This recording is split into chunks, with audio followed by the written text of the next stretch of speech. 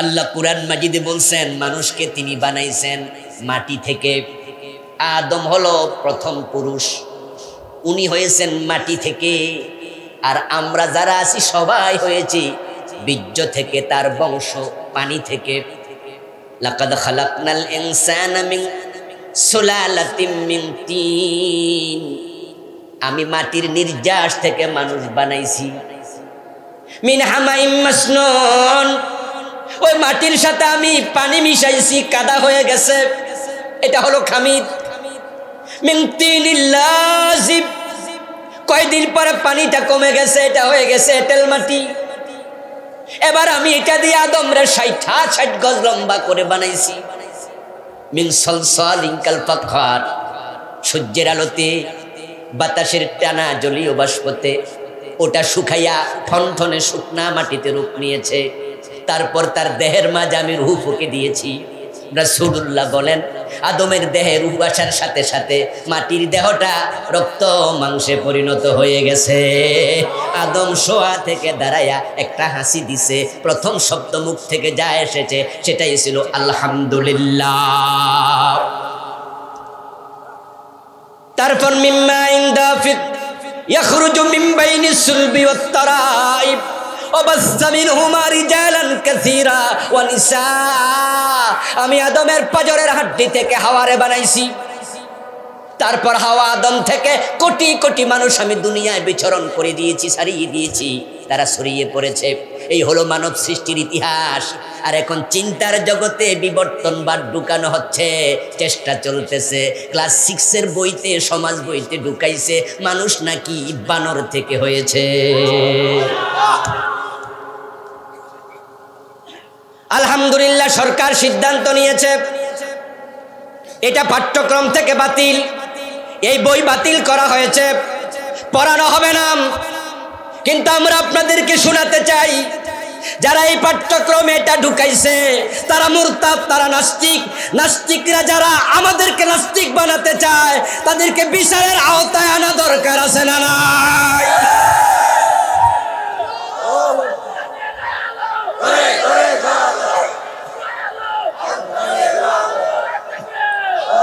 আমার ভাইয়েরা, আদম আলাইহিস সালাম থেকে আমরা হয়েছি। আল্লাহ কত সুন্দর করে বললেন আদম মাটি থেকে, তোমরা আদম থেকে। তো মাঝখানে বান্দর আইলো কোত্থেকে? মিস্টার ডারউইন এটা লিখেছেন, উনার মাথায় কিভাবে এটা ঢুকলো আমার বুঝেও আসে না। বলুন তো, বোয়াল মাছের সাথে পাবদা মাছের একটা মিল আছে না?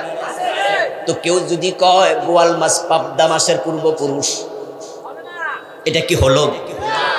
বাংলাদেশে চিড়িয়াখানার মাঝে শত শত বান্দর আছে না নাই? মানুষ হয়েছে কয়টা? তো হঠাৎ করে বান্দর ঢুকলোটা কেমনে? আমার মনে হয় যিনি লেখছে কি পরিমাণ গাঁজা খাইছে আল্লাহ জানে, লেখার আগে হয়তো যা খাইছে সেটা ডেট ফেল ছিল, না হয় কোনো সুস্থ মস্তিষ্ক থেকে চিন্তা বের হতে পারে না। কে বা কারা আমাদের সিলেবাস এটা ঢুকাইলো? এবং সেন্সিটিভ ক্লাস 1-2 ঢুকায় নাই, বাচ্চারা ছোট বুঝবে না। 9-10 ঢুকায় নাই, বাচ্চারা মানবে না। এই জন্য এমন একটা বয়সে ঢুকাইছে, বইতে পড়লে তারা বিশ্বাস করে ফেলতো। আর আমাদের কলিজার টুকরা সন্তানগুলো বিবর্তনবাদ বিশ্বাস করলে ক্লাস 6 থেকে বেঈমান হয়ে বড় হতো। চিন্তার ভিন্নতার কারণে ঈমান চলে যাবে, মুখের কথার কারণে ঈমান চলে যাবে, কর্মের কারণে ঈমান চলে যাবে। ঈমান ভেঙে যায় এমন কারণ পাওয়া যায় মোট 10টা। কয়টা? ঈমান কিন্তু ভাঙতেছে এখন গড়ে। কিয়ামত আগাচ্ছে, কিয়ামত যত আগাবে মুমিনের সংখ্যা ততই কমতেই থাকবে। যদিও বাংলাদেশ এটা উল্টা উল্টা মনে হয়। 1971 সালে মুসলমান ছিল 7.5 কোটি মানুষের মাঝে 7 কোটি 50 লাখ বাদ দেন, 7 কোটি মানুষ মুসলমান ছিল 71 সনে। এখন 2023 সন চলছে, মানুষ হয়ে গেছে প্রায় 18 কোটি। 18 কোটি মানুষের মাঝে 2 কোটি বাদ দেন অমুসলিম, তাহলে মুসলমান হয়ে গেল 16 কোটি। একটু চিন্তা করে বলুন তো 10 বছর পরে এই সংখ্যাটা কমবে না আরো বাড়বে? তাহলে 16 কোটির জায়গা হয়ে যেতে পারে 20 কোটি, 15 বছর পর হয়ে যাবে 22 কোটি। তো হাদিসে পাওয়া যায় একজন মোমেন থাকলেই তো কিয়ামত হবে না। এখন বাংলাদেশির ধাক্কায় তো কিয়ামত আপাতত, অথচ আপনারাই বলুন তো কিয়ামত কি পিছাচ্ছে না আগাচ্ছে? তো আগাইলে তো মোমেন কমবে, বাড়লোটা কেমনে? ওই যে প্রিয় নবী বলছে ইস্তামিউনা ফিল মাসাজিদি লাইসা ফীহিম মুমিন, মসজিদে জামাতের সাথে নামাজ পড়বে ঈমান থাকবে না। এটাই বাস্তব। নামাজি আছে, হাজি আছে, গাজী আছে, ভোটার লিস্টিতে 18 কোটি 16 কোটি আছে। এগুলো হচ্ছে কাজীর গরুর মতো কেতাবে আছে, গোয়ালে নাই। আরে ভাই মুসলমান 92% লাগে না, মাত্র 51% যদি প্রকৃত মুসলমান থাকতো, কত আগেই তো কোরআনের আইনে দেশটা চলতো।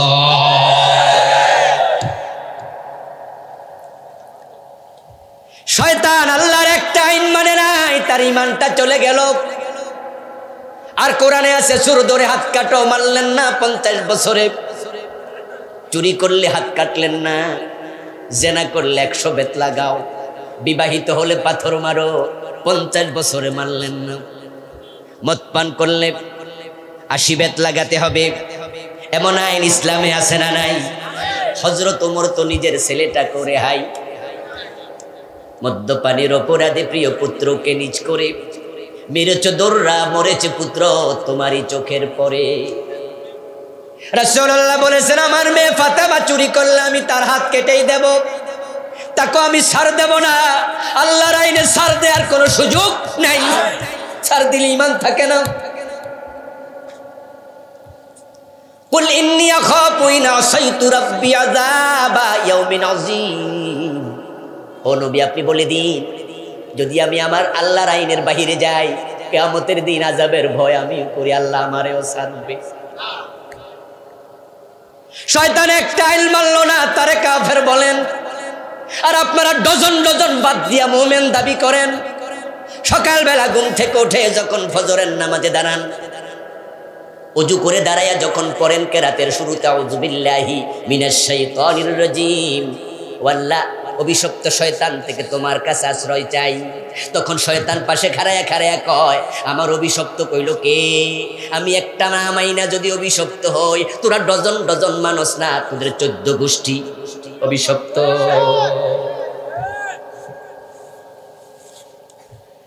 আমার এই কথাগুলোর কারণে কালকে ইসলামী আইন হয়ে যাবে, আগামীকাল কোরআন সংসদে ঢুকে সংবিধানে পরিণত হবে। এটা আমি মনে করি না, এটা সহজ বিষয় না। তারপরও কথাগুলো এই জন্যই বলি, আমরা ঈমান হারা হয়ে মরতে চাই না।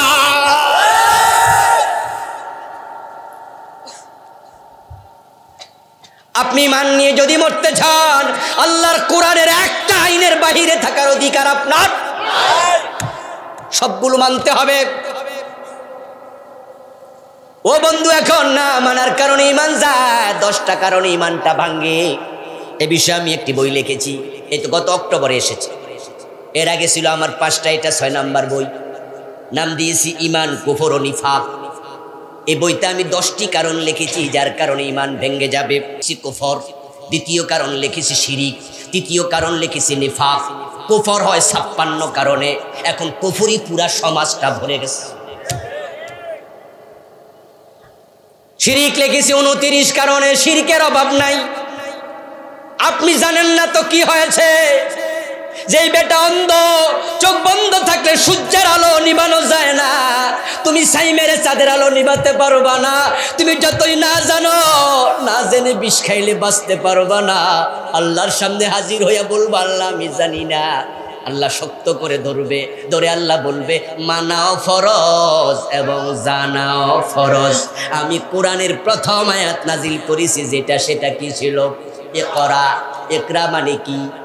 তো তুমি পড়লে তো জানতে, তুমি তো পড়োই নাই। মক্তবে আমরা পড়ে ফেলেছি কিভাবে ওযু ভাঙে। ওযু ভাঙ্গার কারণ আমরা মক্তবে শিখেছি, নামাজ ভাঙ্গার কারণ আমরা মক্তবে শিখেছি, রোজা ভাঙ্গার কারণ আমরা মক্তবে শিখেছি, কিন্তু ইমান ভাঙ্গার কারণ কয়টা এটা অনেকে জানি না। না জানার কারণে এখন ঘরে ঘরে কুফর ঢুকে গেছে। ও প্রিয় ভাইরা, ধর্মের ব্যাপারে আপনারা অনেকে নিরপেক্ষ হয়ে বসে আছেন। নিজেদেরকে আপনি ধর্ম নিরপেক্ষ বলে পরিচয় পর্যন্ত দেন, অথচ এটা যে কুফরি আপনি জানেনই না। ধর্মের ব্যাপারে নিরপেক্ষ থাকা যাবে না। মুমিন কখনো ধর্মের ব্যাপারে নিরপেক্ষ না। সে নাম রাখে আব্দুল্লাহ, আব্দুর রহমান, আব্দুর রশিদ, নাম রাখে মোহাম্মদ, নাম রাখে ইব্রাহিম, সে বুঝাইয়া দেয় নাম দিয়ে প্রমাণ আমি ধর্মের পক্ষের মানুষ।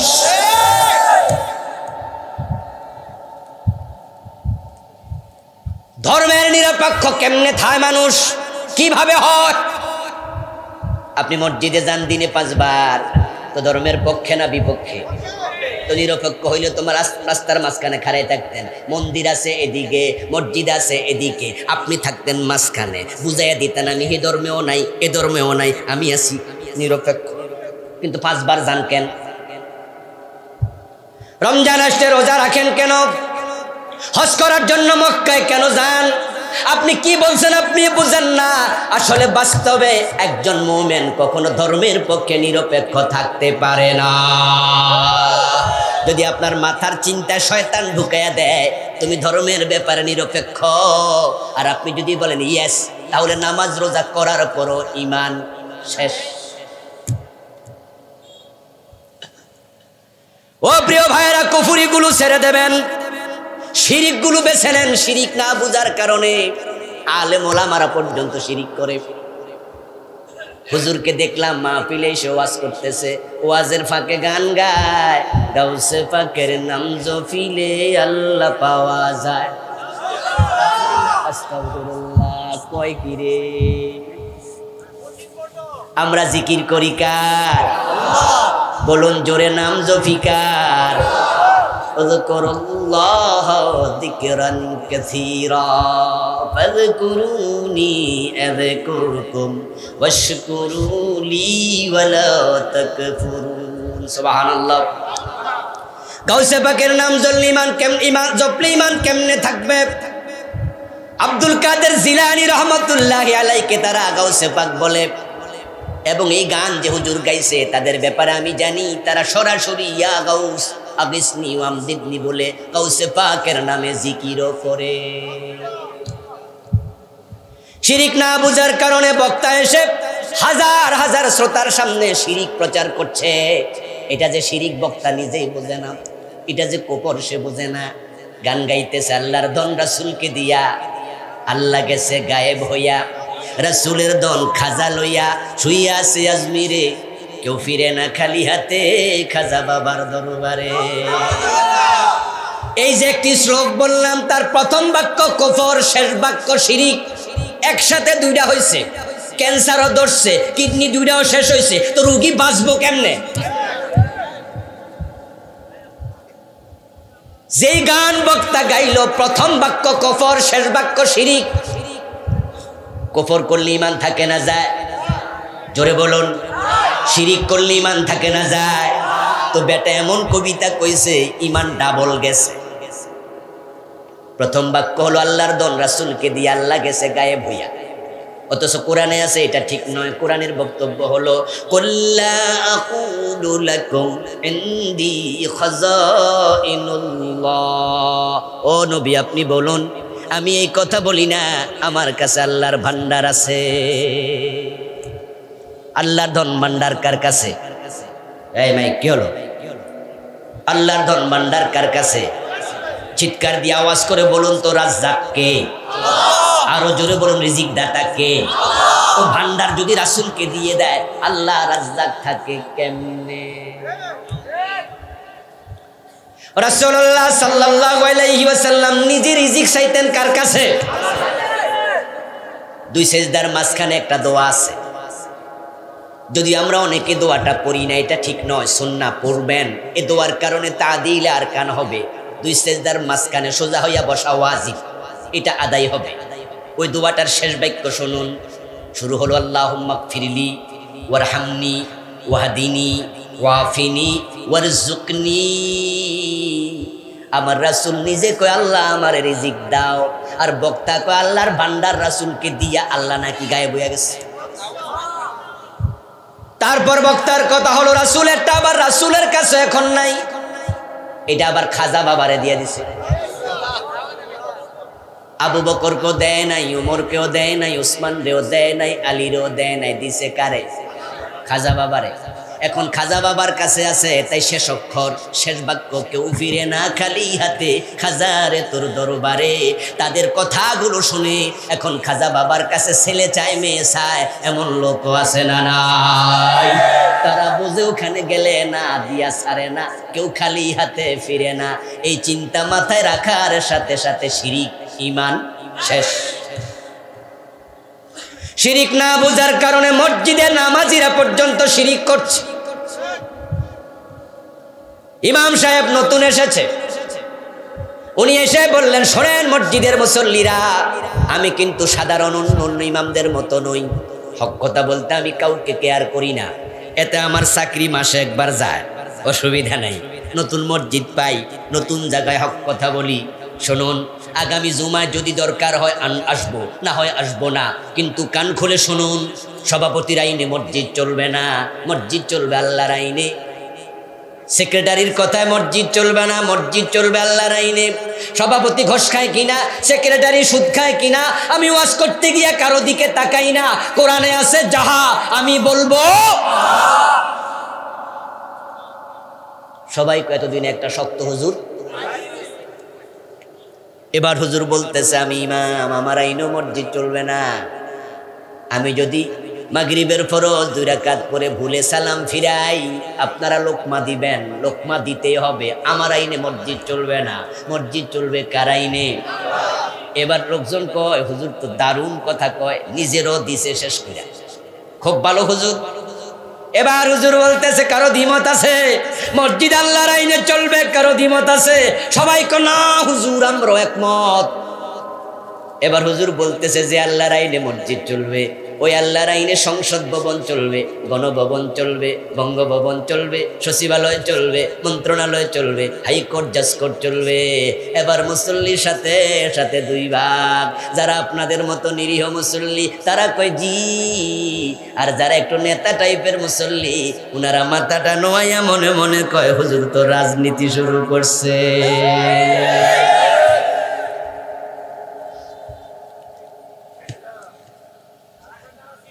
ও প্রিয় ভাই, যেই লোকটা মসজিদে আল্লাহর সিজদা করলো, দরবারে ফিরের পায়ে দিল, যেই কারণে মুশরিক। যে মসজিদে আল্লাহর আইন মানে, আদালতে ব্রিটিশ আইন মানে, একই কারণে মুশরিক হয়ে যাবে। কারণ ইবাদতের মালিক কে? তাই সিজদা শুধু পাবে কে? হুকুমের মালিক কে? তাই আইন হবে শুধু কোরআনের আলোকে। আপনি এখানে মানবেন ওখানে মানবেন না, সুযোগ আপনার নাই। সুবিধাবাদ জিন্দাবাদে মুমিন হওয়া যায় না। আমার বন্ধু কুফর শিরিক থেকে বাঁচুন। 3 নাম্বার কারণ হলো নিফাক। ছোটকাল থেকে নিফাক নিয়ে অনেক আলোচনা শুনেছেন। রাসূলুল্লাহ সাল্লাল্লাহু আলাইহি ওয়াসাল্লামের যুগে সবচেয়ে বড় মুনাফিক যে লোকটা ছিল, ওই লোকটাও কিন্তু রাসূলের হাতে কালেমা পড়েছে। নাম ছিল আব্দুল্লাহ ইবনে উবাই বিন সালুল। কোরআন মাজিদ আল্লাহ তাআলা তার ব্যাপারে বলেছেন, ইন্নাল মুনাফিকিনা ফিদ দারকিল আসফালি মিনান নার।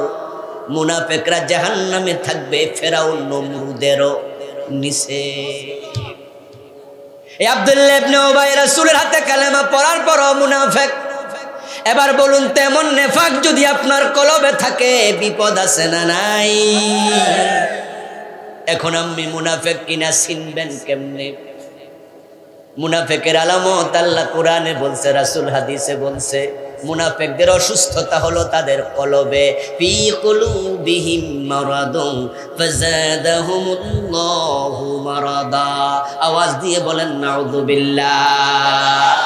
ওই নেফাকের আলামত গুলো জানবেন, পড়বেন, ছাড়বেন। আরে বেটা, ইসলামকে আমি কম বুঝি? এই যে রমজানে 15 দিন হুজুররা আমি একা খাওয়াই, এবং আমার এলাকার মসজিদে আমি এলাকায় 3টা এসি দিছি। প্রতি মাসে যে কত হাদিয়া দেই, গরিব গোরাবার হিসাব করতে পারবি না। ইসলাম বুঝি আমি বুঝি না। বুঝলে হিডা করস কেন? আর বেটা আমার বাবাও করছে, জন্য আমিও করি। সব জায়গায় ইসলাম ইসলাম করিস না, তোর একটা দোষ। সব জায়গায় ইসলাম খোঁজস, সাথে সাথে ইমান শেষ। কারণ এই কথাটা ছিল কুফরি কালাম।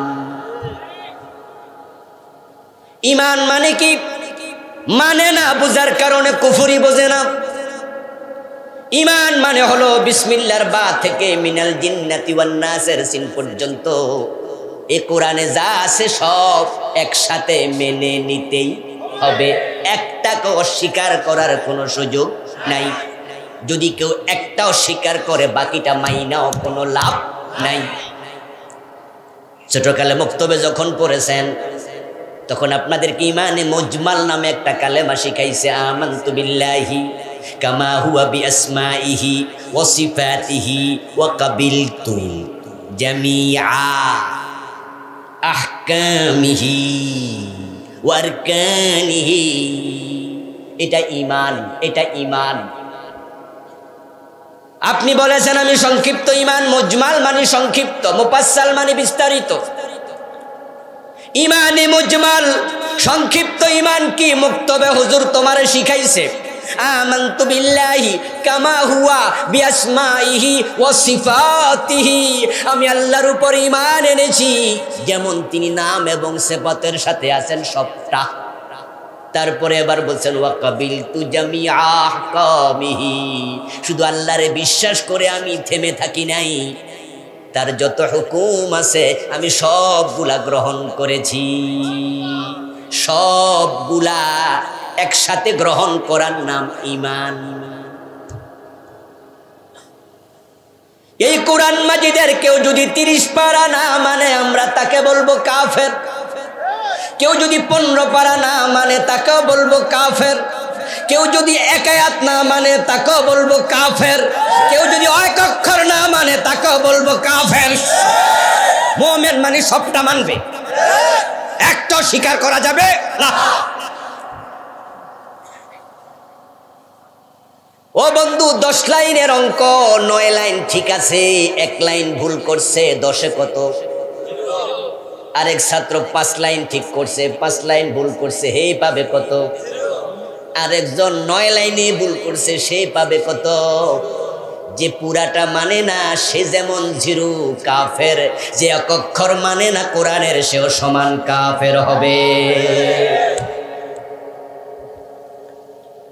আল্লাহর কোরআনের বিধান, রাসূলের সুন্নাহর বিধান আপনি মানতে মুমিন হলে এতটাই বাধ্য, যেমন নাকের ভিতরে রশি ঢুকানো ওট তার মালিকের টান মতো চলতে বাধ্য। قال النبي صلى الله عليه وسلم المؤمن كالجمل الأنيف حيثما قيد انقاد। প্রিয় নবী বলেন মুমিন তো সে যে নাকের ভিতরে রশি ঢুকানো ওটের মতো হয়ে গেছে, মালিক টান দিতে দেরি সে কদম দিতে দেরি করবে না, করলে নাকটা ছিঁড়ে যাবে। আল্লাহর কোরআনে যত আইন আছে সবটা তুমি তেমনি মানতে বাধ্য। একটার বিরুদ্ধে কথা বলবা, একটা মানতে দেরি করবা, তোমার ঈমান ছিঁড়ে যাবে।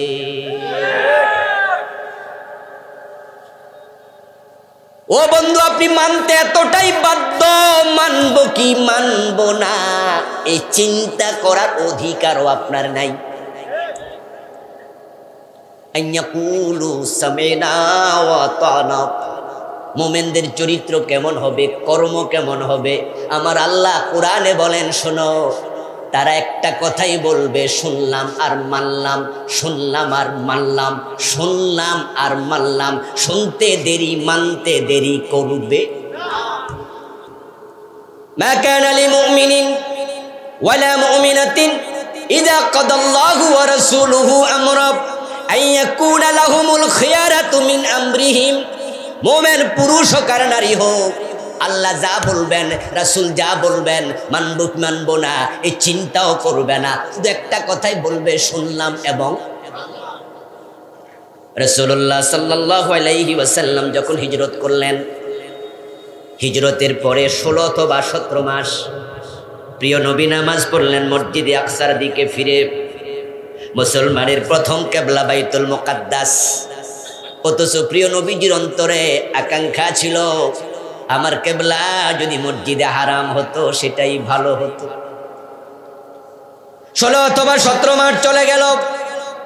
কোন একদিন আল্লাহর হাবিব যোহর অথবা আসরের নামাজ পড়তেছিলেন জামাতের সাথে। 2 রাকাত নামাজ শেষ হয়ে গেল। 2 রাকাতের পরে আবার 3য় নাম্বার রাকাত পড়ার জন্য তিনি দাঁড়ালেন। এই অবস্থায় আয়াত নাজিল হলো ফাওয়াল্লি ওয়াজহাকা শাতরাল মসজিদিল হারাম। ও প্রিয় নবী, আপনার চেহারা আপনি কাবার দিকে ফিরান। নামাজ হলো 4 রাকাত, রাসূল পড়ে ফেলেছেন 2 রাকাত, বাকি আছে কয় রাকাত? কথা বলুন, কয় রাকাত? এখন রাসূল মনে মনে ভাবছেন এই ওয়াক্ত সালায়া দেই, সামনের ওয়াক্ত থেকে ফিরবো নাকি সাথে সাথে ফিরেছেন? আয়াত আসতে দেরি, মানতে দেরি করেন নাই। নামাজের ভিতরে প্রিয় নবী ঘুরে গেলেন, 1 মুহূর্ত দেরি করেন না। এটার নাম ইসলাম। এখন আমার আল্লাহ কয় সর ধরে হাত কাটা, এমন আইন কোরআনে আছে না নাই? 50 বছরের বাংলাদেশে একদিনও কাটেন নাই। রাসূলের ইসলামের সাথে আপনাদের ইসলামের মিল কোথায়? কোরআনে যা আছে সব মানতে হবে। কাদিয়ানীরা মানে না, যার কারণে সব হক্কানি আলেম একমত তারা কাফের। অথচ তারা 5 ওয়াক্ত নামাজ পড়ছে, রোজা রাখছে, হজ করছে, যাকাত দিচ্ছে। শুধুমাত্র কোরআনের 4টা অক্ষরের সাথে তারা বিদ্রোহ করছে। খ আলিফ তা মিম খাতামান নবিয়্যিন। বিশ্ব নবীকে শেষ নবী মানে না, বাকিটা মানা কোনো লাভ নাই। আমরা বলি কাদিয়ানি তোদের নামাজ আছে কিন্তু ঈমান, রোজা আছে কিন্তু ঈমান। কাদিয়ানি তোমাদের হজ আছে কিন্তু ঈমান নাই, কারণ তারা কোরআনের 4 অক্ষর মানে না, ঈমান শেষ। এখন আমি আপনাদের কাছে কোরআনের একটি আয়াতের অংশ শোনাচ্ছি। এই আয়াতে কারিমাটা সবাই নিজের সাথে মিলাবেন। কাদিয়ানি কাফের এই ফতুয়া বাংলাদেশের কওমি আলিয়া সব আলেম একমত। কাদিয়ানি কাফের, পীরের মুরিদ, গায়রে মুরিদ একমত। তাবলিগ জামাতের ভাইয়েরাও কয় কাদিয়ানি কাফের, জামাত ইসলামের ভাইয়েরা কয় কাদিয়ানি কাফের, সরমনায় পীরের মুরিদেরা কয় কাদিয়ানি কাফের, আলিয়ার সব আলেম বলে কাদিয়ানি কাফের, কওমি সব আলেম বলে কাদিয়ানি কাফের, আহলে হাদিস বলে কাদিয়ানি কাফের, হানাফিরা বলে কাদিয়ানি কাফের। আমরা যারা এখানে আছি আমরাও বলি কাদিয়ানি। কারণ খুঁজলে পাই তারা 4 অক্ষর মানে না। এখন আমি শোনাচ্ছি একটি আয়াতের অংশ, 15টা অক্ষর আছে। আপনি মানেন কিনা নিজের সাথে মিলাবেন। যদি আপনি না মানেন একই ফতুয়া, আপনিও কাফের হবেন। ওই আয়াতটা আমি জেনে শুনে জন্য বলছি। আমি দেখছি এদেশের লাখ লাখ নামাজি আয়াতটা মানেন, অথচ এখানে অক্ষর আছে 15টা। কয়টা? কয়টা?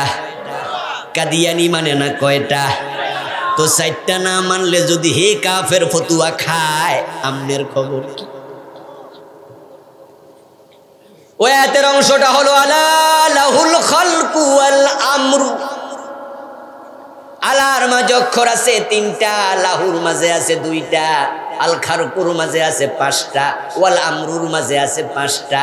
3 2 5 5 সমান সমান 15।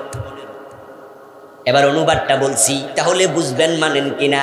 অনুবাদটা হলো সাবধান, সৃষ্টি যার, আইন চলবে শুধুই তার। এবার আপনাদের থেকে বলি, কথাটা আমার না আল্লাহর? জোরে বলুন, সৃষ্টি কার? আইন চলবে কার? বাংলাদেশে আল্লাহর আইন চলে না, ব্রিটিশ আইন চলে। তো ব্রিটিশ আইনের পক্ষে যারা, আল্লাহর কসম একটারও ঈমান থাকবে না।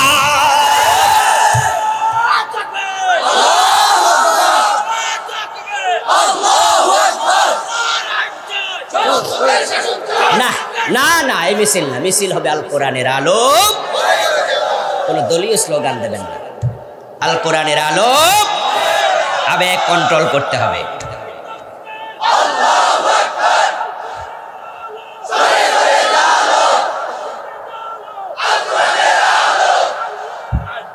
আমার প্রিয় ভাই, একই ভুল বারবার করবেন না, বেশি আবেগ ভালো না। কথা বলবেন কন্ট্রোল করে, আবেগ বিবেক একসাথ করুন। শুধু আবেগহীন বিবেক, বিবেকহীন আবেগ মানুষকে পাগল বানায়। পাগলামি করা ভালো না। আমার বন্ধু, আবার বলছি, আল্লাহ তাআলা কুরআন মাজিদে বলছেন চোর ধরে হাত কাটো। ব্রিটিশরা আইন বানাইছে চোর ধরে জেলে দাও। 50 বছর আমরা আল্লাহরটা মানি না, ব্রিটিশেরটা মানি। তা আপনি ব্রিটিশের আইন মানলে আল্লাহর গোলামটা থাকলেন কেমনে? ও প্রিয় ভাই, একটা আওয়াজ করে বলুন তো, শয়তান মোমেন না কাফের? জোরে বলুন, মোমেন না কাফের? শয়তান আল্লাহর কয়টা আইন মানে নাই? কয়টা মানে নাই? একটা না মানলে ইমান কেন যায়? ওই যে বলছিলাম অঙ্কের মতো, 10 লাইনে 10 ভুল, এ বেটা যেমন 0, 10 লাইনে 1 ভুল, এ বেটাও 0। ইমান বড় দামি জিনিস, বড় সেনসিটিভ জিনিস। ইমান আনতে সময় লাগে 30 সেকেন্ড, 1 মিনিট। কারো জন্য 1 মাস, কারো জন্য 6 মাস, কারো জন্য 1 বছর, কারো জন্য বছরের পর বছর ইমান আনতে সময় লাগে। আমরা যারা জন্মসূত্রে ইমান পেয়েছি আমাদের কোনো সময় লাগে নাই, কিন্তু যারা হিন্দু বৌদ্ধ ইসলাম হক বোঝে, বোঝার পরেও পরিবেশের কারণে 1-2 বছর ইমান আনতে পারে না। ইসলাম সত্য ধর্ম জানার পরও ইমান আনতে পারে না। ছেলে আছে, মেয়ে আছে, মা আছে, বাবা আছে, পরিবার আছে, সম্পদ আছে, তারা বোঝে কালেমা পড়লে পরিবারে আর জায়গা দেবে না, বাড়ি থেকে বের করে দেবে, সম্পদ থেকে বঞ্চিত করা হবে। তাদের কালেমা আর আপনার কালেমা এক না, বড় কঠিন। হ্যাঁ বন্ধু, যদি কোনো হিন্দু আমার আজকের এই মাহফিলে এসে কালেমা পড়ে মুমিন হতে চায়, আমি তাকে কালেমা পড়াতে সময় লাগবে 30 সেকেন্ড বা 1 মিনিট। আশহাদু আল্লা ইলাহা ইল্লাল্লাহু ওয়া আশহাদু আন্না মুহাম্মাদান আবদুহু ওয়া রাসূলুহু। ওই কালেমা পড়ার সাথে সাথে সে কি? মুমিন। আমরা বুকে জড়ায়া ধরব, তার কপালে আমি চুমু খাবো, নিষ্পাপ বলে ঘোষণা করব। আপনারা মুসাফা করার জন্য তাড়াহুড়া করবেন। এই লোকটা ঈমান এনেছে 30 সেকেন্ড, 1 মিনিট, 6 বছর, 10 বছর চিন্তা করার পরে ঈমান এনেছে, কিন্তু লোকটা কাফের হতে সময় লাগবে 1 সেকেন্ড। ঈমান বড় সেনসিটিভ জিনিস, কাচের গ্লাসের মতো, বানাইতে সময় লাগে, ভাঙতে। কোন হিন্দু আমার কাছে মুমিন হলো, ঈমান আনলো কোন এক মাহফিলে, হঠাৎ করে তাকে আমি ঢাকার বকশীবাজারে দেখি। ও বেটা কাদিয়ানীদের মসজিদ থেকে বের হইছে জোহরের নামাজ পড়ে। আমি তাকে এত অবাক হলাম, কিরে তাকে তো চিনি চিনি মনে হয়। এই যুবক এদিকে আসো। হুজুর আপনি এখানে? আমি বললাম হ্যাঁ, মাদ্রাসা বোর্ডের কাজে এসেছি। বলো তুমি এই মসজিদে কেন ঢুকছো? বল হুজুর আমি তো এখানেই নামাজ পড়ি। কি বলো? হ্যাঁ হুজুর।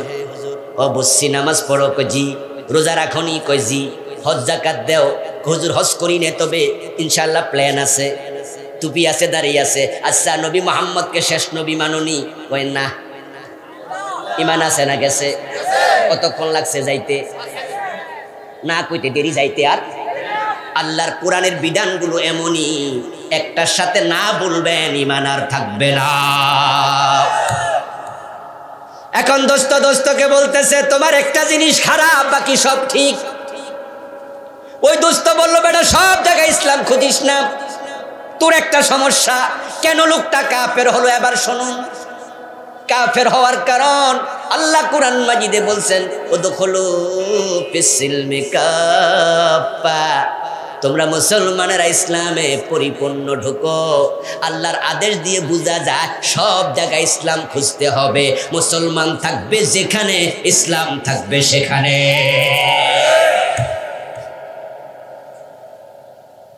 ও প্রিয় ভাইয়েরা, আপনার সামান্য কথা ঈমানটা চলে যেতে পারে। রাসূলুল্লাহ সাল্লাল্লাহু আলাইহি ওয়াসাল্লাম বলছেন বান্দা কথা বলল, কি বলল বুঝে নাই, কিন্তু ঈমান গেল। এমন চিন্তা মাথায় ঢুকবে যে চিন্তার কারণে ঈমানটা চলে যাবে। আল্লাহ কুরআন মাজিদে বলছেন মানুষকে তিনি বানাইছেন মাটি থেকে। আদম হলো প্রথম পুরুষ, উনি হয়েছেন মাটি থেকে। আর আমরা যারা আছি সবাই হয়েছি বীর্য থেকে, তার বংশ পানি থেকে। লাকাদ খালাকনাল ইনসানা মিন সুলালাতিন মিন তিন, আমি মাটির নির্যাস থেকে মানুষ বানাইছি। মিন হামাইম মাসনুন, ওই মাটির সাথে আমি পানি মিশাইছি, কাদা হয়ে গেছে, এটা হলো খামিদ। মিন তিনিল লাযিব, কয়দিন পরে পানিটা কমে গেছে, এটা হয়ে গেছে এঁটেল মাটি। এবার আমি এটা দিয়ে আদমরে 60 গজ লম্বা করে বানাইছি। মিন সলসালিন কাল ফাখর, সূর্যের আলোতে বাতাসের টানা জলীয় বাষ্পতে ওটা শুকাইয়া ঠনঠনে শুকনা মাটিতে রূপ নিয়েছে। তারপর তার দেহের মাঝে আমি রূহ ফুঁকে দিয়েছি। রাসূলুল্লাহ বলেন আদমের দেহে রূহ আসার সাথে সাথে মাটির দেহটা রক্ত মাংসে পরিণত হয়ে গেছে। আদম শোয়া থেকে দাঁড়াইয়া একটা হাসি দিছে, প্রথম শব্দ মুখ থেকে যা এসেছে সেটাই ছিল আলহামদুলিল্লাহ। তারপর মিম্মা ইনদাফিক ইয়াখরুজু মিন বাইনিস সুলবি ওয়াত তারাইব ওয়াবাসসা মিনহুমা রিজালান কাসীরা ওয়া নিসা, আমি আদমের পাজরের হাড্ডি থেকে হাওয়ারে বানাইছি। তারপর হাওয়া আদম থেকে কোটি কোটি মানুষ আমি দুনিয়ায় বিচরণ করে দিয়েছি, ছাড়িয়ে দিয়েছি, তারা ছড়িয়ে পড়েছে। এই হলো মানব সৃষ্টির ইতিহাস। আর এখন চিন্তার জগতে বিবর্তনবাদ ঢুকানো হচ্ছে, চেষ্টা চলতেছে। ক্লাস 6 বইতে, সমাজ বইতে ঢুকাইছে মানুষ নাকি বানর থেকে হয়েছে। আলহামদুলিল্লাহ, সরকার সিদ্ধান্ত নিয়েছে এটা পাঠ্যক্রম থেকে বাতিল, এই বই বাতিল করা হয়েছে, পড়ানো হবে না। কিন্তু আমরা আপনাদেরকে শোনাতে চাই, যারা এই পাঠ্যক্রমে এটা ঢুকাইছে তারা মুরতাদ, তারা নাস্তিক।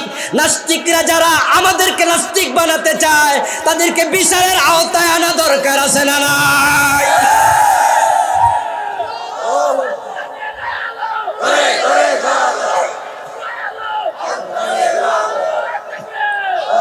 আমার ভাইয়েরা, আদম আলাইহিস সালাম থেকে আমরা হয়েছি। আল্লাহ কত সুন্দর করে বললেন আদম মাটি থেকে, তোমরা আদম থেকে। তো মাঝখানে বান্দর আইলো কোত্থেকে? মিস্টার ডারউইন এটা লিখেছেন, উনার মাথায় কিভাবে এটা ঢুকলো আমার বুঝেও আসে না। বলুন তো, বোয়াল মাছের সাথে পাবদা মাছের একটা মিল আছে না? তো কেউ যদি কয় বোয়াল মাছ পাবদা মাছের পূর্বপুরুষ, এটা কি হলো? বাংলাদেশের চিড়িয়াখানার মাঝে শত শত বান্দর আছে না নাই? মানুষ হয়েছে কয়টা? তো হঠাৎ করে বান্দর ঢুকলোটা কেমনে? আমার মনে হয় যিনি লিখছে কি পরিমাণ গাঁজা খাইছে আল্লাহ জানে, লেখার আগে হয়তো যা খাইছে সেটা ডেট ফেল ছিল,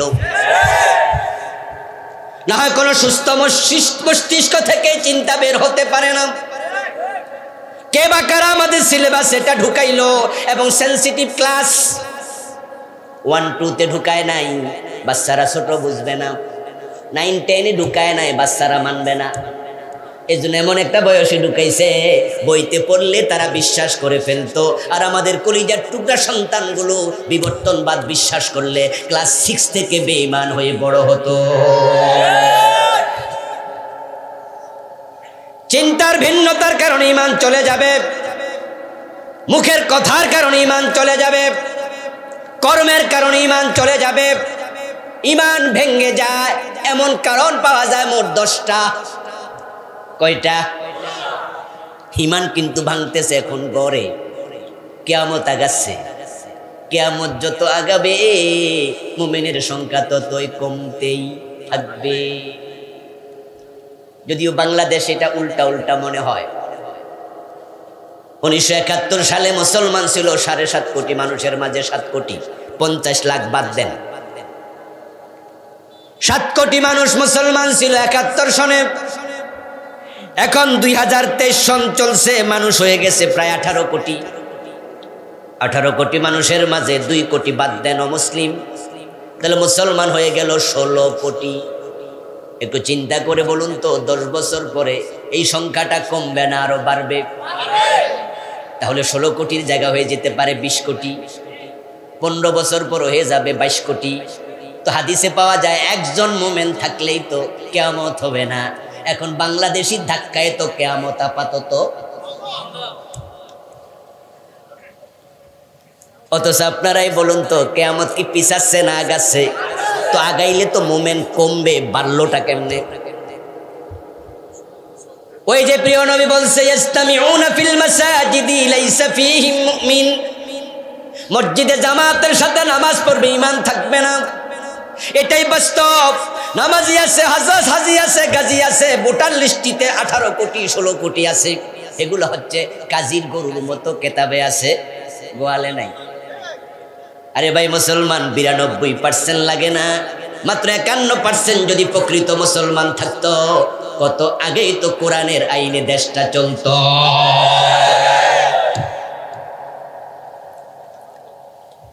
শয়তান আল্লাহর একটা আইন মানে নাই, তার ঈমানটা চলে গেল। আর কোরআনে আছে চোর ধরে হাত কাটো, মারলেন না 50 বছরে। চুরি করলে হাত কাটলেন না, জেনা করলে 100 বেত লাগাও, বিবাহিত হলে পাথর মারো, 50 বছরে মারলেন না। মদ পান করলে 80 বেত লাগাতে হবে, এমন আইন ইসলামে আছে না নাই? হযরত ওমর তো নিজের ছেলেটা করে হাই মদ্যপানের অপরাধে প্রিয় পুত্রকে নিজ করে মেরেছ দৌড়া, মরেছে পুত্র তোমারই চোখের পরে। রাসূলুল্লাহ বলেছেন আমার মেয়ে ফাতেমা চুরি করলে আমি তার হাত কেটেই দেব, তাকে আমি ছাড় দেব না। আল্লাহর আইনে ছাড় দেওয়ার কোনো সুযোগ নাই, ছাড় দিলে ঈমান থাকে না। কুল ইন্নী আখাফু ইন আসাইতু রাব্বি আযাবা ইয়াউমিন আযীম। ও নবী আপনি বলে দিন, যদি আমি আমার আল্লাহর আইনের বাহিরে যাই, কিয়ামতের দিন আযাবের ভয় আমি করি, আল্লাহ আমারেও ছাড়বে। শয়তান একটা আইন মানলো না, তারে কাফের বলেন। আর আপনারা ডজন ডজন বাদ দিয়া মুমিন দাবি করেন। সকালবেলা ঘুম থেকে উঠে যখন ফজরের নামাজে দাঁড়ান, ওযু করে দাঁড়ায়া যখন পড়েন কেরাতের শুরুতে আউযু বিল্লাহি মিনাশ শাইতানির রাজীম, ওয়াল্লাহ অভিশপ্ত শয়তান থেকে তোমার কাছে আশ্রয় চাই, তখন শয়তান পাশে খাড়ায়া খাড়ায়া কয় আমার অভিশপ্ত কইল কে?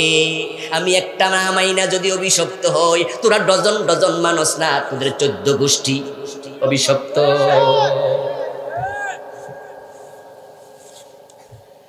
আমার এই কথাগুলোর কারণে কালকে ইসলামী আইন হয়ে যাবে, আগামীকাল কোরআন সংসদে ঢুকে সংবিধানে পরিণত হবে। এটা আমি মনে করি না, এটা সহজ বিষয় না। তারপরও কথাগুলো এর জন্যই বলি, আমরা ঈমান হারা হয়ে মরতে চাই না।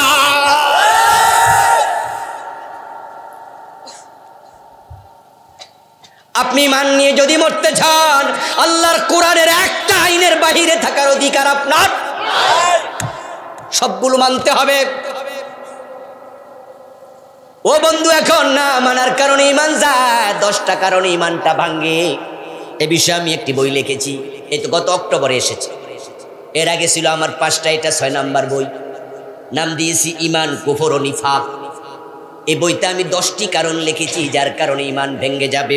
কুফর, দ্বিতীয় কারণ লিখেছি শিরিক, তৃতীয় কারণ লিখেছি নিফাক। কুফর হয় 56 কারণে, এখন কুফরি পুরা সমাজটা ভরে গেছে। শিরিক লিখেছি 29 কারণে, শিরকের অভাব নাই।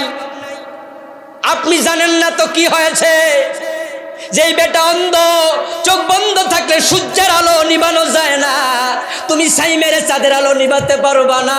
তুমি যতই না জানো, না জেনে বিষ খাইলে বাঁচতে পারবা না। আল্লাহর সামনে হাজির হইয়া বলবা আল্লাহ আমি জানি না।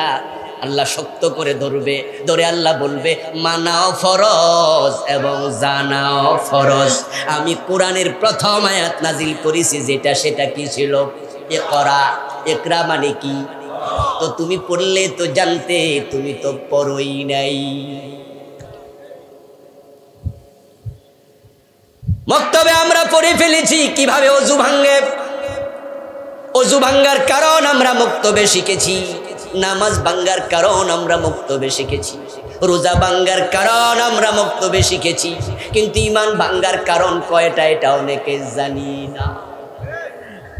না জানার কারণে এখন ঘরে ঘরে কুফর ঢুকে গেছে। ও প্রিয় ভাইরা, ধর্মের ব্যাপারে আপনারা অনেকে নিরপেক্ষ হয়ে বসে আছেন। নিজেদেরকে আপনি ধর্ম নিরপেক্ষ বলে পরিচয় পর্যন্ত দেন, অথচ এটা যে কুফরি আপনি জানেনই না। ধর্মের ব্যাপারে নিরপেক্ষ থাকা যাবে না। মুমিন কখনো ধর্মের ব্যাপারে নিরপেক্ষ না। সে নাম রাখে আব্দুল্লাহ, আব্দুর রহমান, আব্দুর রশিদ, নাম রাখে মোহাম্মদ, নাম রাখে ইব্রাহিম, সে বুঝাইয়া দেয় নাম দিয়ে প্রমাণ আমি ধর্মের পক্ষের মানুষ।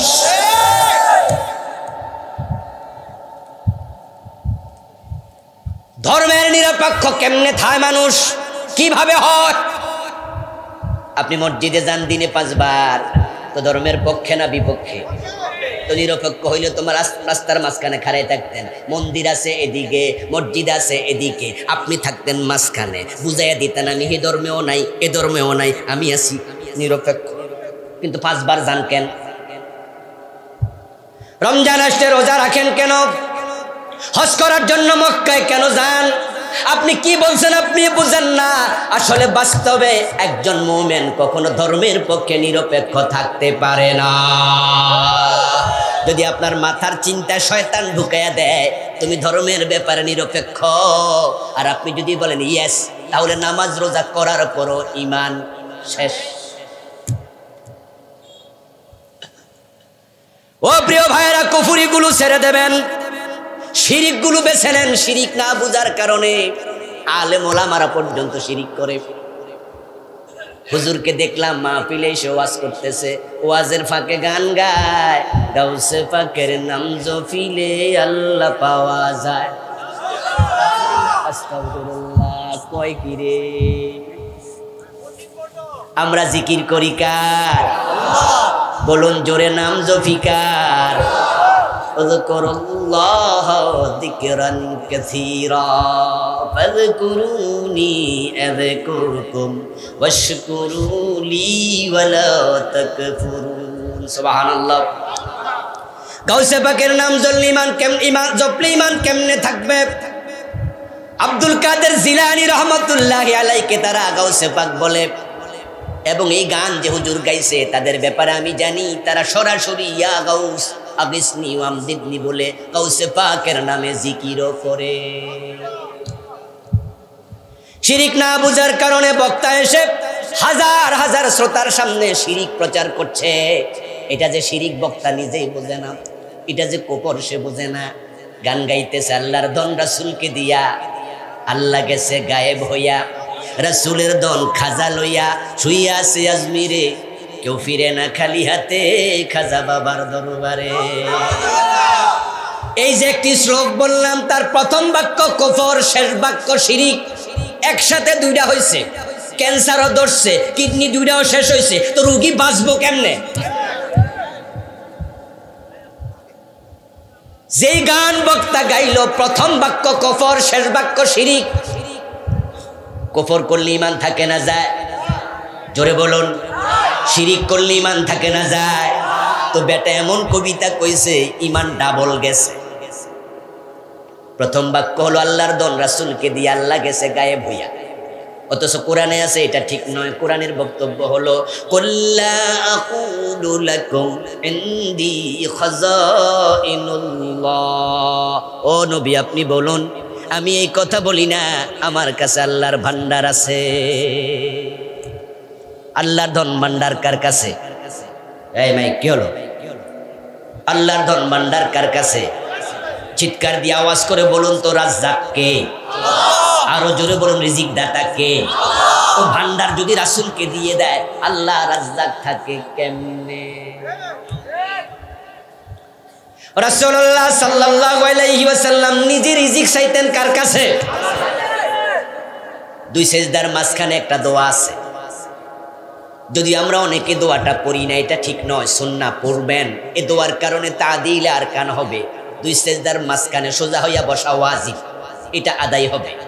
ওই দোয়াটার শেষ বাক্য শুনুন, শুরু হলো আল্লাহুম্মা গফিরলি ওয়ারহামনি ওয়াহদিনি ওয়াফিনি ওয়ারজুকনি।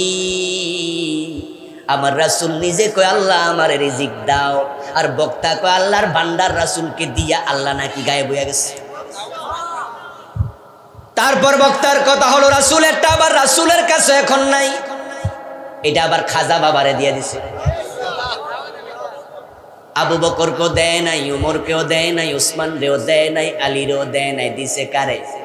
খাজা বাবারে। এখন খাজা বাবার কাছে আছে, তাই শেষ অক্ষর শেষ বাক্য কেউ ফিরে না খালি হাতে, খাজারে তোর দরবারে। তাদের কথাগুলো শুনে এখন খাজা বাবার কাছে ছেলে চায় মেয়ে চায়, এমন লোক আছে না নাই? তারা বুঝে ওখানে গেলে না দিয়া ছাড়ে না, কেউ খালি হাতে ফিরে না। এই চিন্তা মাথায় রাখার সাথে সাথে শিরিক ঈমান শেষ। শিরিক না বোঝার কারণে মসজিদে নামাজিরা পর্যন্ত শিরিক করছে। ইমাম সাহেব নতুন এসেছে, উনি এসে বললেন শোনেন মসজিদের মুসল্লিরা, আমি কিন্তু সাধারণ অন্য ইমামদের মতো নই। হক কথা বলতে আমি কাউকে কেয়ার করি না, এতে আমার চাকরি মাসে একবার যায়, অসুবিধা নাই। নতুন মসজিদ পাই, নতুন জায়গায় হক কথা বলি। শুনুন, আগামী জুমায় যদি দরকার হয় আসবো, না হয় আসবো না, কিন্তু কান খুলে শুনুন, সভাপতির আইনে মসজিদ চলবে না, মসজিদ চলবে আল্লাহর আইনে। সেক্রেটারির কথায় মসজিদ চলবে না, মসজিদ চলবে আল্লাহর আইনে। সভাপতি ঘোষ খায় কিনা, সেক্রেটারি সুদ খায় কিনা, আমি ওয়াজ করতে গিয়ে কারো দিকে তাকাই না। কোরআনে আছে যাহা আমি বলবো। সবাই এতদিন একটা শক্ত হুজুর, এবার হুজুর বলতেছে আমি ইমাম, আমার আইনও মসজিদ চলবে না। আমি যদি মাগরিবের ফরজ 2 রাকাত পরে ভুলে সালাম ফিরাই, আপনারা লোকমা দিবেন, লোকমা দিতেই হবে। আমার আইনে মসজিদ চলবে না, মসজিদ চলবে কার আইনে? এবার লোকজন কয় হুজুর তো দারুণ কথা কয়, নিজেরও দিছে শেষ করে, খুব ভালো হুজুর। এবার হুজুর বলতেছে কারো দ্বিমত আছে? মসজিদ আল্লাহর আইনে চলবে, কারো দ্বিমত আছে? সবাই কয় না হুজুর আমরাও একমত। এবার হুজুর বলতেছে যে আল্লাহর আইনে মসজিদ চলবে, ওই আল্লাহর আইনে সংসদ ভবন চলবে, গণভবন চলবে, বঙ্গভবন চলবে, সচিবালয় চলবে, মন্ত্রণালয় চলবে, হাইকোর্ট জাজকোর্ট চলবে। এবার মুসল্লির সাথে সাথে 2 ভাগ, যারা আপনাদের মতো নিরীহ মুসল্লি তারা কয় জি, আর যারা একটু নেতা টাইপের মুসল্লি উনারা মাথাটা নোয়াইয়া মনে মনে কয় হুজুর তো রাজনীতি শুরু করছে।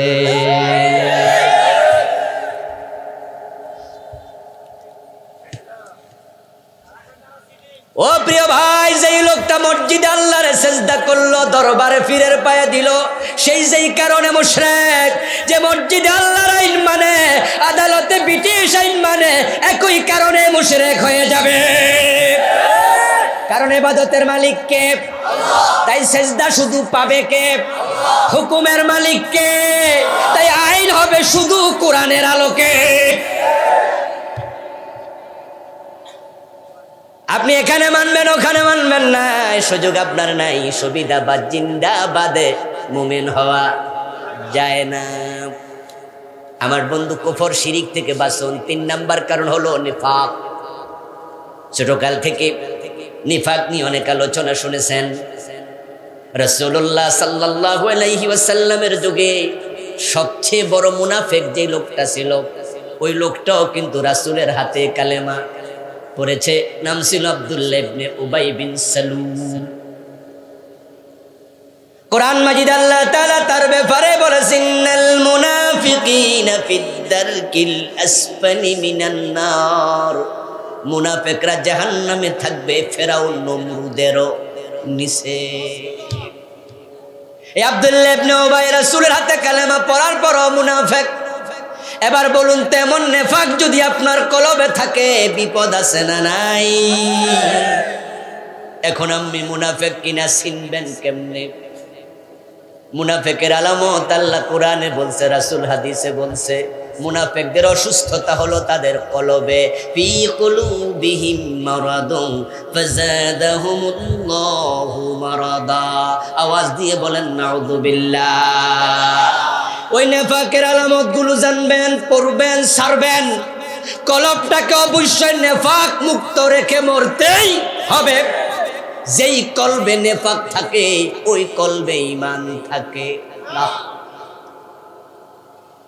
ছোটকাল থেকে মক্তবে পড়েছেন, হুজুররা বলেছে মুনাফিকের আলামত তিনটা। হাদিস থেকে শুনাইছে, কথা বললে মিথ্যা বলবে, ওয়াদা করলে খেলাপ করবে, এরপরে আমানত রাখলে খেয়ানত করবে। অথচ এই বইতে আমি লিখেছি মুনাফিকের আলামত 28টা। এখন বাকি 25টার কি খবর?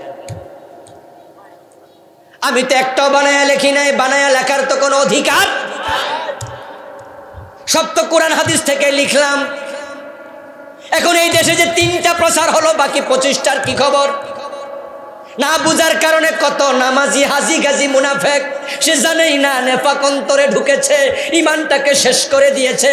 একটা আয়াত বলছি শুনুন কোরআন থেকে, আমার রব বলতেছেন ইযা উনজিলাত সূরাতুম মুহকামা ওয়া যুকিরা ফীহাল কিতাল রাআইতাল্লাযীনা ফী কুলুবিহিম মারাদ ইয়ানজুরুনা ইলাইকা নাযারাল মাগশিয়্যি আলাইহি মিনাল মাউত। ও আমার নবী, যখন নতুন কোনো আয়াত নাজিল হয়, সুস্পষ্ট বিধান নাজিল হয়, সেখানে জিহাদের কথা থাকে, ওয়া যুকিরা ফীহাল কিতাল, জিহাদের কথা থাকে, রাআইতাল্লাযীনা ফী কুলুবিহিম মারাদ। তখন আপনার মজলিসে বসে থাকা লোকগুলোর মাঝে যাদের অন্তরে নেফাক ঢুকে গেছে, আপনি তাকায়া দেখবেন ইয়ানজুরুনা ইলাইকা নাযারাল মাগশিয়্যি আলাইহি মিনাল মাউত। জিহাদের আয়াত নাজিল হওয়ার সাথে সাথে জিহাদের কথা শুনলে তাদের চেহারা কালো হয়ে যায়। এগুলো হলো মুনাফিক। জিহাদের মাঝে জঙ্গিবাদের গন্ধ তালাশ করে এমন কিছু লোক মুসলমানদের ভিতরেও আছে না নাই? জিহাদের কথা শুনলে নাক ছিটকায়, জিহাদ দরকার নাই। এখন এগুলো কি দরকার? এজন্য জিহাদ নিয়ে আলোচনা করে না, জিহাদের ওয়াজ করে না, এমন হাজার হাজার আলেমও আছে না নাই? অথচ জিহাদের সাথে জঙ্গিবাদের কোনো সম্পর্কই নাই। জঙ্গিবাদ হারাম আর জিহাদ করা ফরজ।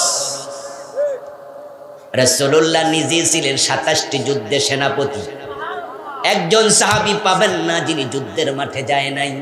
প্রিয় নবীর অন্ধ সাহাবী আব্দুল্লাহ ইবনে উম্মে মাকতুম রাদিয়াল্লাহু তাআলা আনহু, হযরত ওমরের ক্ষমতাকালে গাজওয়ায়ে কাদেসিয়াতে চোখ নাই, ওই সাহাবীও যুদ্ধের মাঠে শহীদ হয়েছে। রাতের বেলায় তাহাজ্জুদের বিছানায় সময় দিত, দিনের বেলায় ঘোড়ার পিঠে পিঠে তলোয়ার হাতে নিয়ে হাঁকাইত।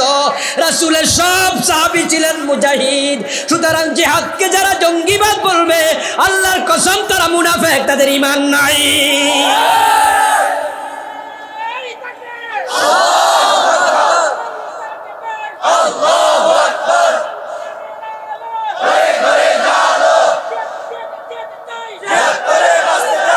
আমার প্রিয় ভাই, শায়েখ আব্দুর রহমানের মতো 500 জায়গায় একসাথে বোমা ফুটানোর নাম জিহাদ নয়। জিহাদের ভুল ব্যাখ্যা দেয়া যাবে না। বাংলা ভাইয়ের মতো মানুষ মেরে গাছে ঝুলানোর নাম জিহাদ নয়। আইন আপনাকে হাতে তুলে নেয়ার অধিকার ইসলামও দেয় নাই, রাষ্ট্র তো দেয় নাই। আইন হাতে তোলার অধিকার ইসলামও দেয় নাই। আপনি মানুষ খুন করবেন, অধিকার পেলেন কোথায়? এই জন্য আমরা বাংলা ভাইয়ের মানুষ মারাকে সাপোর্ট করিনি, শায়েখ আব্দুর রহমানের বোমাবাজিকে সাপোর্ট করি নাই। জিহাদ মানে হলো অন্যায় করব না, অন্যায় সহ্য করব না, অন্যায়ের প্রতিবাদ হবে সেখানে, অন্যায় সংগঠিত হবে যেখানে, শুরু হবে মুখ দিয়া, প্রয়োজনে শেষ হবে তলোয়ার দিয়া।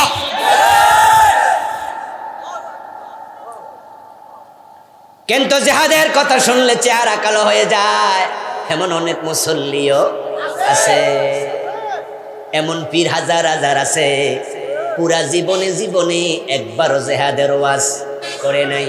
এমন খতিব হাজার হাজার আছে 30 বছর খুতবা দিছে, জিহাদ নিয়ে এক জুমাতেও আলোচনা করে নাই।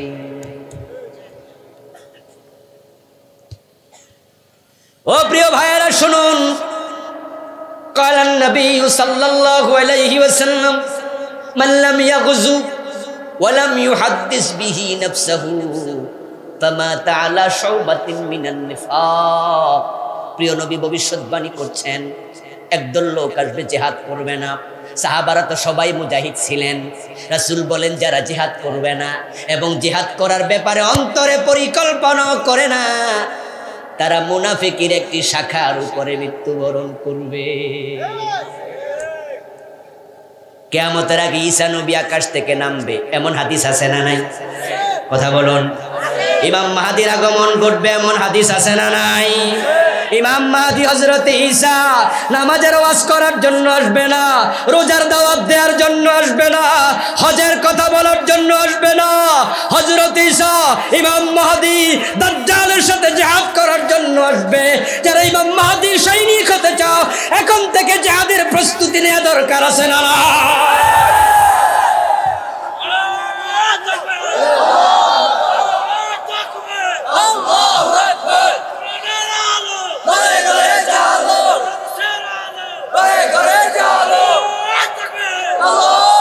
وَإِذَا قِيلَ لَهُمْ تَعَالَوْا إِلَى مَا أَنزَلَ اللَّهُ وَإِلَى الرَّسُولِ رَأَيْتَ الْمُنَافِقِينَ يَصُدُّونَ عَنكَ صُدُودًا। আল্লাহ বলেন, ও নবী, কেমনে মুনাফিক চিনবেন শোনেন। যখন আপনি আপনার উম্মতদেরকে বলবেন আসো কুরআনের দিকে, আসো আমার সুন্নাহর দিকে, লিয়াহকুমা বাইনাহুম, কোরআন এবং হাদিস দিয়া আমরা হুকুম দিতে চাই, সমাজ দেশ চালাতে চাই, এই আহ্বান যখন করবেন, রাআইতাল মুনাফিকিনা ইয়াসুদ্দুনা আনকা সুদুদা, যারা মুনাফিক কোরআনের আইনে দেশ চালাতে রাজি হবে না, কোরআনের আইনের সাথে একমত এখনো হন নাই, এমন লোক আজকের মাহফিলও আছে না নাই? এই আয়াত আপনাকে তো মুনাফিক ঘোষণা করে দিল, আমি করতাম কি? এইভাবে আমি 28টি লিখেছি। 4 নাম্বার ঈমান যাওয়ার কারণ হলো রাসূল ছাড়া অন্যকে আদর্শ মনে করলে ঈমান যায়। লাকাদ কানা লাকুম ফি রাসূলিল্লাহি উসওয়াতুন হাসানা, আল্লাহ বলে নবী মুহাম্মদের জীবনে তোমাদের জন্য আমি সর্বোত্তম আদর্শ রেখেছি। অথচ আমরা দেখি বিভিন্ন ব্যানারে পোস্টারে দেখা যায় অমুকের আদর্শের সৈনিক, নাউযুবিল্লাহ। ঈমান নিয়ে মরতে চাইলে আপনি রাসূল ছাড়া কাউকে আদর্শ মনে করতে পারবেন না। ও প্রিয় ভাই, তুমি যাকে আদর্শ বানাইছো, কিয়ামতের দিন তার সাথে তোমার হাসর হবে। আনতা মা'মান আহাবাবতা, তুমি যাকে ভালোবাসো, তোমার যার সাথে সম্পর্ক, তার সাথে তোমার হাসর। একদিন এক সাহাবী প্রিয় নবীর কাছে গেলেন, গিয়ে বলছেন, ইয়া রাসূলুল্লাহি মাতাস সাআতু, হুজুর আমি জানতে এসেছি কিয়ামতটা কবে হবে। আপনি তো নবী, তা আমি ধারণা করছি আপনি দিন তারিখও জানেন। এখন আল্লাহ তো কোরআনে কয় ইকতারাবাতিস সাআ, কিয়ামত নিকটবর্তী। হুজুর তারিখটা যদি একটু কইতেন। প্রিয় নবী প্রশ্নটা পছন্দ করেন নাই। এই প্রশ্ন রাসূলের ভালো লাগেনি, তাই তিনি তাকে উল্টা প্রশ্ন করে বসলেন, মা আদাত্তালাহা, এই মিয়া প্রস্তুতি কি সেটা আগে বলো। কিয়ামত বুঝো, কিয়ামত মানে তো হলো পুরা জীবনের হিসাব দেওয়ার জন্য আল্লাহর সামনে হাজির হওয়া। তুমি যে দিন তারিখ জানতে আসছো, তো তোমার প্রস্তুতি কি আমার আগে বলো। সাহাবী লজ্জিত হয়ে গেলেন, ইয়া রাসূলুল্লাহ মা আদাত্তুলাহা ইল্লা আন্নী উহিব্বুল্লাহ ওয়া রাসূলহু, হুজুর আমার প্রস্তুতি নাই। আসলে আমি একজন ছোট্ট গুনাহগার নাকান্দা মানুষ, এমন প্রশ্নের জবাব আমি কেমনে দেই, প্রস্তুতি আমার নাই। তবে একটা প্রস্তুতি আমি শক্ত করে নিয়েছি, আমি আল্লাহ এবং তার রাসূলকে বড্ড ভালোবাসি। এই কথা শোনার সাথে সাথে প্রিয় নবী আবার তাকে সুসংবাদ দিয়ে বললেন, আনতা মা'মান আহবাবতা, তারিখ জানা দরকার নাই, বাড়িতে চলে যাও, যাকে তুমি ভালোবাসো তার সাথে তোমার হাসর হবে। এখন যে নেতারে আদর্শ বানাইছেন, ওই নেতার অবস্থা কি আপনি তো জানেন না। ওই নেতা যদি জাহান্নামী হয়, তার সাথে হাসর হলে আপনার উপায় নাই। এবার বলুন তো, বিশ্বনবীকে নেতা বানাইলে, আদর্শ বানাইলে আখেরাতে মুক্তির সম্ভাবনা আছে না নাই? এই জন্য আমাদের আদর্শ একজন, তিনি মুহাম্মাদুর রাসূলুল্লাহ।